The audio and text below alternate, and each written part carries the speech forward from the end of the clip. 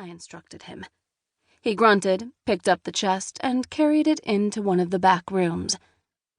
I need to search for some supplies, I told Blackleg when he came back. Can you and your men guard my cave? He nodded and sat on the ground, examining his gloved hands. Blackleg had been a murderer, torturing men when he captured them, but he had never harmed women or children. I should have felt he got what he deserved, but I felt sad for him instead. I would visit the human world on this trip and try to find some stronger material to make gloves for him so he could pet sharks more often.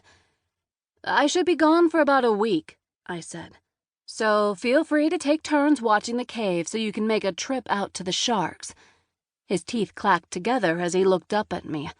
I nodded, whistled to Barney and Krusty, and wrapped my cloak around my shoulders. The dogfish settled on my shoulders as I spun magic around the three of us and walked out of the cave.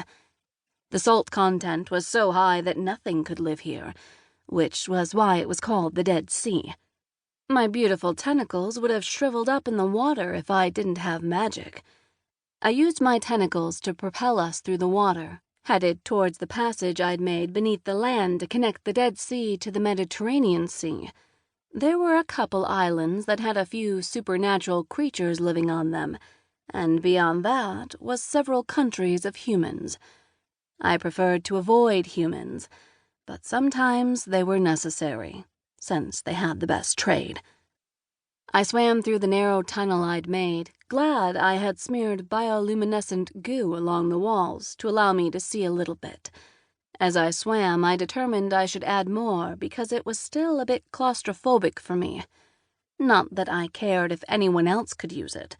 Actually, I preferred if no one entered this tunnel at all, but I wanted to be comfortable. Once on the other side, I swam to the island Cyprus. Stay nearby and behave, I ordered Barney and Krusty.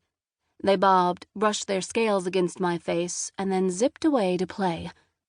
I surfaced slowly, letting my eyes breach the water first, and then surveyed the shore. A few harpies sat on the rocks, and when our eyes met, they shrieked at me. I hissed and propelled myself upward so they could see more of my body, and a few of my tentacles. They quieted, making room for me to climb onto the rocks and reach shore without touching me. I nodded to them and shifted into my human-like form, forcing my tentacles to disappear. I hated when I didn't have them, but they were really only useful in water anyway. A few tree nymphs scurried out of my way as I walked towards the cave where the creatures met to sell their goods. I smirked at the tree nymphs and continued on my way. At the entrance to the cave stood a cyclops. He was 10 feet tall at least, with a single eye that had a blue iris. I saluted him. He snarled and stepped back to let me enter. "Don't cause trouble," he growled after me. I gasped and put a hand to my heart. "I would never." He rolled his large eye and turned back around. "See you later," I called, and laughed loudly as I headed into the cave. A quarter-mile later, the cave opened into a large cavern. The cavern was filled with vendors and creatures and beings of all kinds, including humans. I despised humans. They were filthy and horrible creatures. I skirted around a human, my upper lip lifting in a snarl as I avoided touching them. "Uschi!" a deep voice called out. I turned and smiled. "Hammerhead!" Hammerhead was man on land, but shark in the water.